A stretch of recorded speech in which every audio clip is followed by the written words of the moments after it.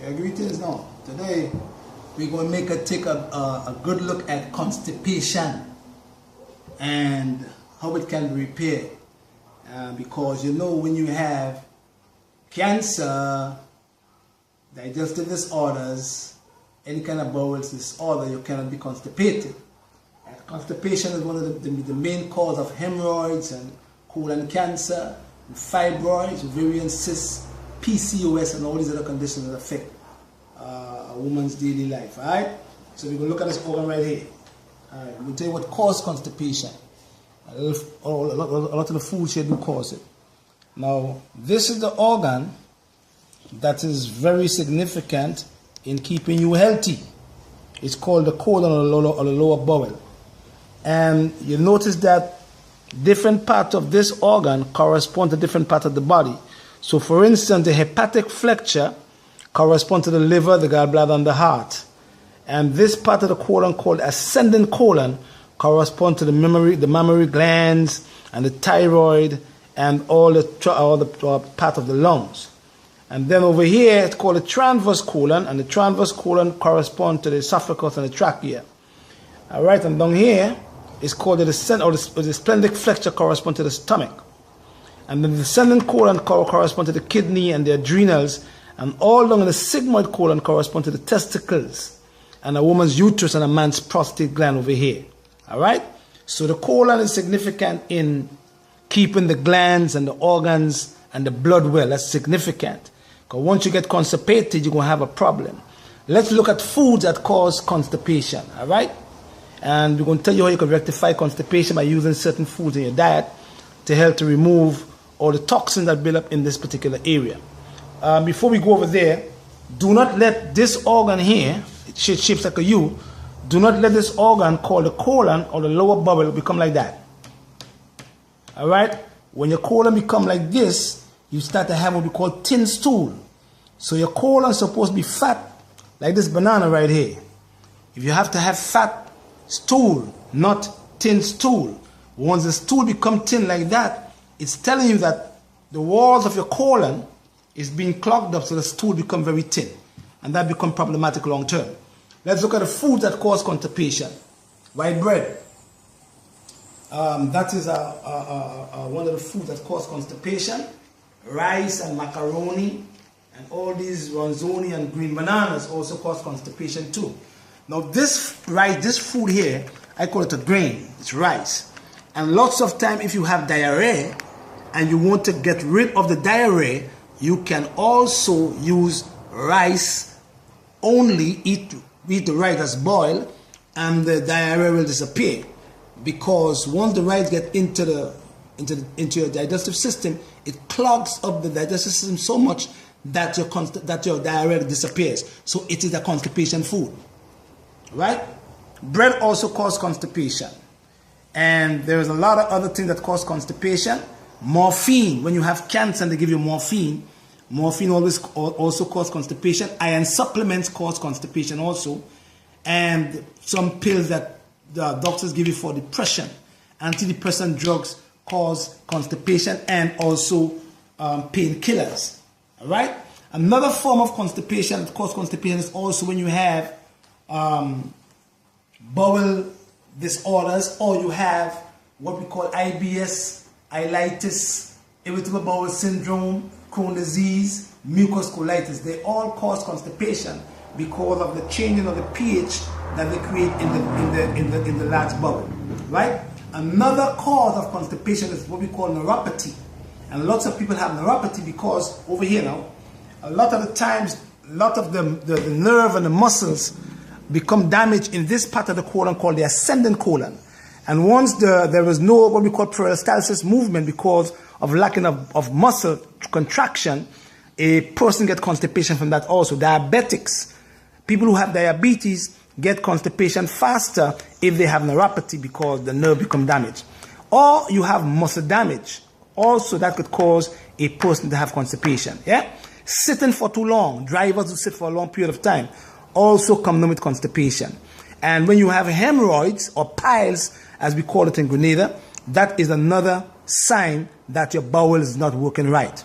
Now, once you have constipation, you must fix it. Number 2, if you are sitting on the bathroom, on the toilet bowl for more than 2 minutes, you are constipated.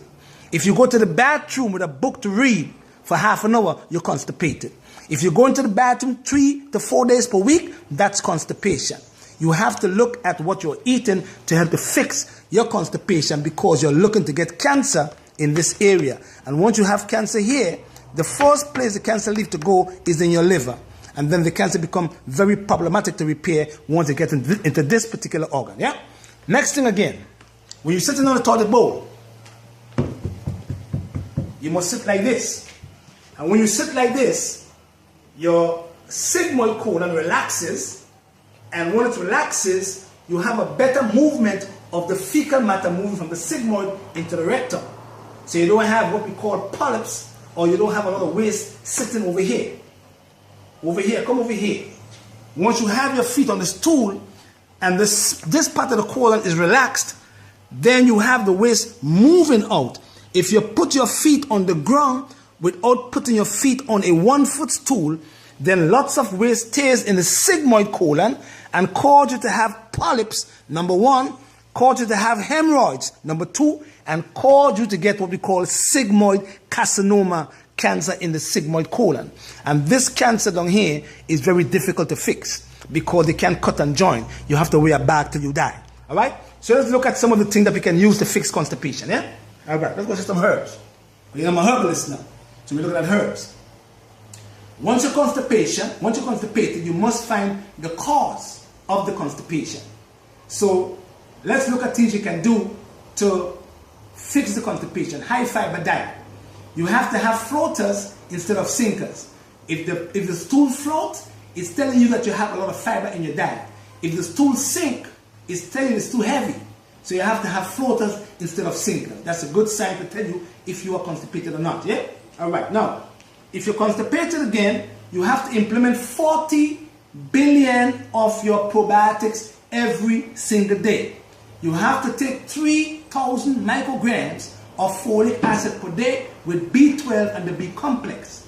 And you have to also exercise and move this particular part of the body in and out. This part is called the transverse colon. Now, if you do have a big belly, like some men do, this come over here now. This part of your colon, called the transverse colon, is prolapsing. Once you have a prolapsing of this particular part of the colon, it drops, and once it drops, it touches the small intestines, because of it's about 21 feet long. Once it touches your small intestines, you get what we call a distended stomach. We call it the big belly man, right? Because this part of the colon drops and it prolapses and touches your small intestines, and you start to have troubles going to the bathroom also. All right. Now, so we look at B12, folic acid, magnesium. Over here now. Magnesium oxide, 800 to 1,000 milligrams per day, because if you have too much calcium floating around in your body, you will become constipated. All right. So you have to have magnesium to move the calcium out, so that it don't cause you to be constipated, okay? All right, let's look at some herbs now. When you're constipated, you look at your liver. Because without your liver, you can't go to the bathroom. Ain't no doctor could do that too, right? So we're looking at dandelion root. We're looking at culver root. We're looking at buckthorn bark. We're looking at ginger powder. We're looking at yellow duck root, because with all these herbs, they help the liver to produce more bile. So once the bile is produced by the liver, the bile is dumped into the intestinal tract, and you have better bowel movement.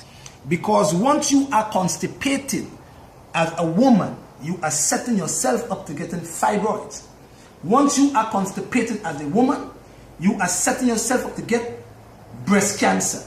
Once you are constipated as a woman, you are also setting yourself up to get uterine cancer. And if you are a man and you have or you're suffering from constipation, you are setting yourself up to get prostate cancer. Why? Because once you are constipated, when the doctor pushes his hand into your rectum, he feels the prostate right here. See right there? Come over here. Look at right there. See the prostate? Prostate, uterus. prostate, uterus. So once you have waste sitting in your sigmoid colon because you are not elevating your feet on a stool while you are in the bathroom, the waste stays in the sigmoid colon and cause your prostate to swell, because now all the waste is seeping into your prostate gland, and once the prostate gland cannot breathe good, you start to get prostatitis, you start to get an enlarged prostate gland, and last but not least, you start to get prostate cancer, all because of this organ here. So this organ is very significant. Do not let waste sit in this organ, because once you have waste sitting here and don't move well, you don't have what we call fast transit time, you will set yourself up for getting parasites. And if you have parasites, we go to here, look over here, we go to black walnut, we go to cloves, we go to wormwood to remove all the parasites that is on the bowels here. And once you have a parasitic infection, you are setting yourself up to get cancer in your brain, a tumor in your brain from the wrong worm. All right?